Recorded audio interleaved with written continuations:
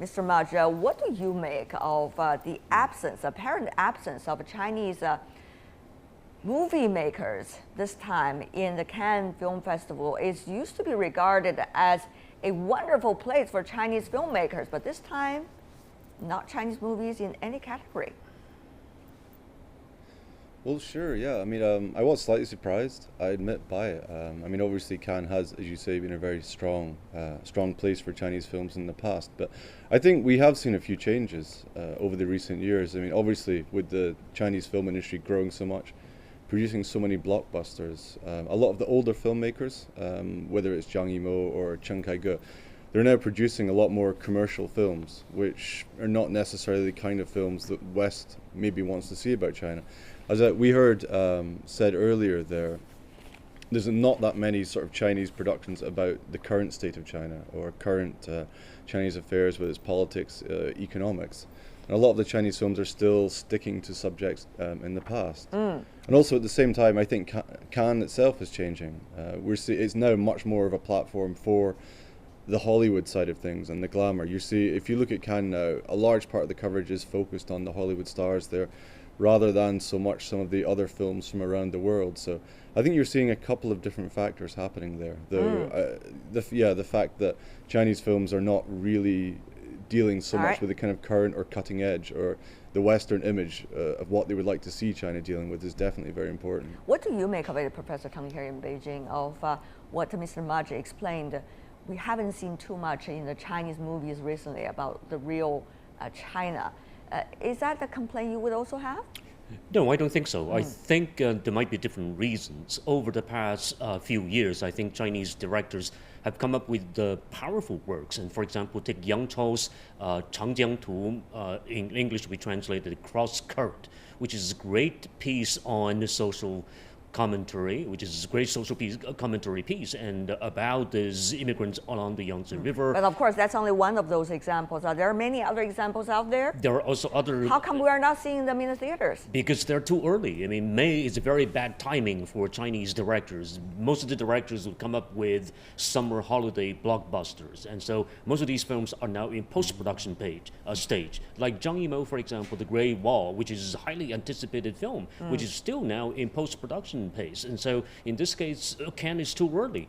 And sometimes films can also be very late. Take Hong Kong-based director Johnny To, for example, 3, which is also a wonderful film that we are anticipating. But then, once again, Cannes is so very much kind of late for this very film. And very interesting what you have just explained. Of course, that has a lot to do with the timing issue. Yeah.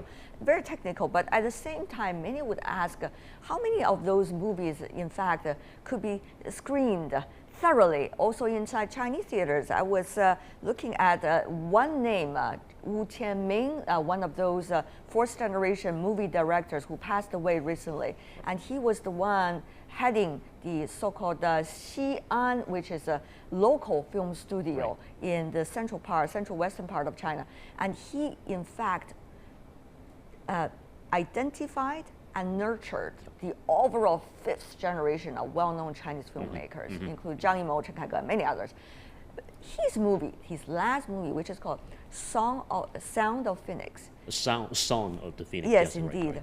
Was only being screened in very selective theaters on very selective time, meaning not necessarily the time that you get up and watch a movie. Nope. So what do you make? Is commercialization really helping the Chinese movie industry, particularly the so-called good movies? No. I think it's very, very destructive of Chinese artists, art house You films. even use the word destructive? I, in fact, denounce commercialism. I deplore this very, very phenomenon here right now going on here in China. I myself actually was working for the fifth generation since 1990, the early 1990s, and I see a great boom of Chinese cinema since the 1980s and a good part of the 1990s. But with the onslaught of this commercialization and globalization, I think especially Hollywood, this country actually is succumbing to this very commercialism and destroy, the chances for art house film to survive. Look at the schedule that you mentioned. Sometime early in the morning, like 8 o'clock and 10 o'clock. And for the rest of the good time slot that is slated for these commercial blockbusters. Right now, for example, the the Hollywood blockbuster Captain America Civil War is now raging across the country. You know, you are on the way doing commercials for them now, promotion for them now, when you're mentioning all of these names. I hope not. I hope not. Let me go to Ms. Dell inside the U.S. She probably would have a very different opinion from what you have just said, Professor Teng. Ms. Dell, you're listening very attentively. Well, I actually, I understand the conflict with art houses sort of losing out to commercial product. I think China's in a very different place than the U.S. The U.S. has a real saturation of theaters. We have a huge number of movie theaters for the number of people, and I think that when you get to that point, you have room for a lot of diverse audiences to find space in a theater, and to have art house cinemas as well as big multiplexes with 20 screens. And I think part of the difficulty that the growth curve that China's in right now is that there's a real lack of movie cinemas. For all that they're building new ones every day, then there still isn't the saturation, there isn't the number of cinemas that allows for some cinemas to have Captain America in them, and other cinemas to have Song of the Phoenix, and to there be enough in every given region that different audiences can find what they need. And instead it ends up being only the movie that the most number of people want to see is available. This is a very interesting thing, because Mr. Mudge, if you understand the Chinese movie, you would see its process of developing, particularly on the international stage. At the very beginning, it is the art house, after reform and opening up, art house movies conquering the world, demonstrating the artistic level of Chinese movie industry. Only after that, that big Hollywood blockbusters began to pour into China together with movies from elsewhere. But at the same time, the government is having limited time slots for the Hollywood blockbuster and foreign movies, try to protect the domestic movies. The domestic movie being protected at this moment mainly, and encouraged mainly, are commercial movies, which is nothing to complain about. But what do you make of this very interesting process that Chinese movies have been developing, which is quite different from all the other markets? You see other markets maturely come into what it is, with all of these factors grow at the same time, but China is a very different story. Well, sure, yeah. I mean, a large part of that, certainly the way the Chinese films are received in the West, comes down to language. A lot of the time, rightly or wrongly, usually wrongly, anything with subtitles is seen as an art house film or an independent film or something which is not necessarily commercial, just because a lot of Western people are still not used to subtitles. So yeah, the first sort of waves of Chinese film, which people in the West were used to, were the sort of more ones which were considered artistic. And yet now the commercial films from China, it's harder to find a home for them in Western cinemas for Western audiences because of subtitles. But at the same time, you are seeing whereas in the West, yeah, as we've heard there, you have a much more of a diversity of types of cinema.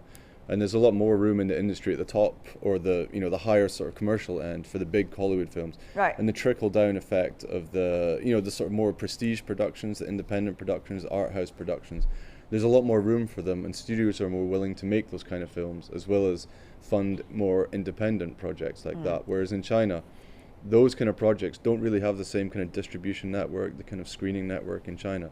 But you are gradually starting to see more and more of these films playing around Europe. I mean, aside from Cannes, I was at Berlin and Rotterdam this year, and there was very strong showings of Chinese films there. I see. I think Cross Currents might have played there.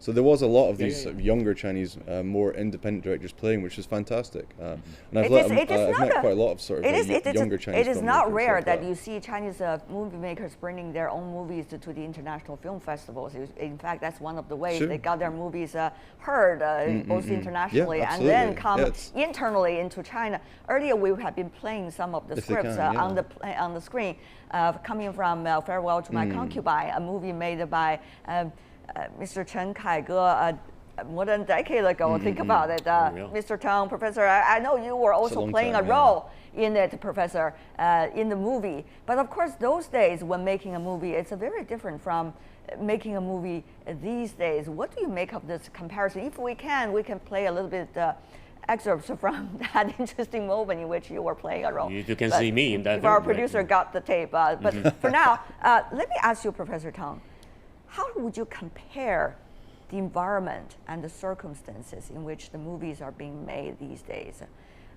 Is this the current situation you are, in a way, as a professor and as someone who's been with the Chinese movie industry for long, like to see? Well, see, back in the past, especially back in the 1980s and even the early 1990s, and take Farewell, for example, it was a studio production. It was a studio, it was the Beijing Film Studio that's in charge of the whole production. In this case, I think that it was a state-owned, state-run studio in charge of film productions here in this country, and with a little bit of kind of a commercial productions with the fundings from private individuals and private entrepreneurs and even foreign companies. But what I see right now is a situation where commercialization prevails and in a sense oppress and suppress the possibility of independent art house films. Look at these young art house film directors. I mean, the so-called the post-sixth generation films, who mostly focus their attention making documentary films and also the short artistic shorties. They don't have a chance to go, I mean, to be, for their product to be distributed in marketplace without the help of the state, the government, the culture production authorities. Take Wu Tianming's Song of the Phoenix, for example. At the very final stage, back in 2015, the film actually the whole production was halted simply because of lack of funding. And eventually, because of these artists, directors, and actor friends that contributes the funding to this very production. It became a big campaign in this country. It was almost like a campaign. Yeah, because Mr. Wu Tianming is really the historic figure in their hearts for all of these producers and also film directors. Having said that, though, Ms. Dell, what do you observe about this latest situation? What can be done in a way to make all possible the different genres of films having their place in the market? Are we focusing too much on mega production and forgetting the real strengths of the Chinese economy, of the Chinese films, particularly internationally? Well, I think that to use Hollywood as an example, Hollywood has kind of divided the financing structures between types of films. Yeah. So we have the large studios financing the blockbusters and financing some of the really sort of more high-end and more high-budget prestige projects for certain directors and certain talent. And then we have a world of independent financiers, much smaller, much more focused on the artistic merits of a story, and those often congregate around the Sundances and South by Southwest and Tribeca, and that's where you find funding for smaller art house projects. And I think the development of that kind of a network in China for Chinese more artistically focused features is going to be really important. I think right now, the financiers that are coming into the market in China, at least the ones that I'm seeing, are mostly there purely as a financial investment. They are, That's right. They want to be there to make more blockbusters because of the growth of the Chinese market. And I think finding kind of the film festival circuits and finding, building the places where the groups of financiers with a much more artistic bent can be there and can be finding the filmmakers to support, that's going to be really integral to getting more of those artistic projects produced. And before we go, Professor Teng, I want to ask you another question, which is, we talk about China's movie back in the 80s and early 90s making its way into the international audience.